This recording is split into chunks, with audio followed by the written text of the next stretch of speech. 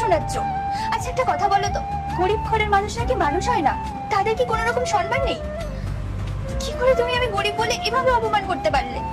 আমি মনে হয় তোমাকে এতদিন চিনতে ভুল করেছি। আচ্ছা, গরিব মানুষরা, খেটে খাওয়া মানুষরা, তাদের সম্মান আছে, তারা পরিশ্রম করে কামায়, সবই তো করলে দেখছি।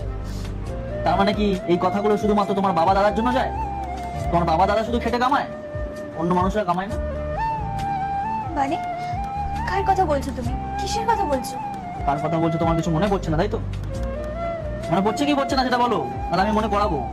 আমি সত্যি বুঝতে পারছি না তুমি কার কথা বলছো।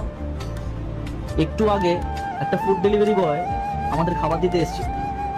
সে লিফটে আসতে চাইছিল, তার কারণ তার পায়ে একটা অ্যাক্সিডেন্টের কারণে তার উঠতে কষ্ট হচ্ছে উপরে।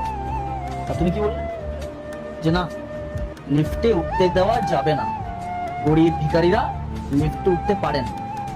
আল্লাহর নামটি দেখে যে এড়িয়ে যাবে তার মনের ইচ্ছা কখনোই পূরণ হবে না। তাই আল্লাহর এই নামটির জন্য একটি লাইক এবং সাবস্ক্রাইব করে যাও। আমাদের মতো বড় লোকরাই লিফটে উঠতে পারে, তাই তো? তার মানেটা কি?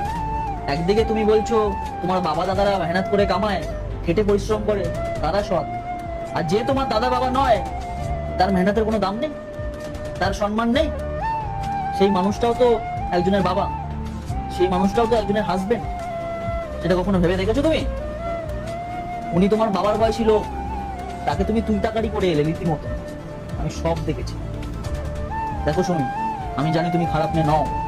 এই সোসাইটির সাথে নিজেকে মানিয়ে নেওয়ার জন্য নিজেকে এমন তৈরি করো না যে তুমি আমার মন থেকে বেরিয়ে যাও।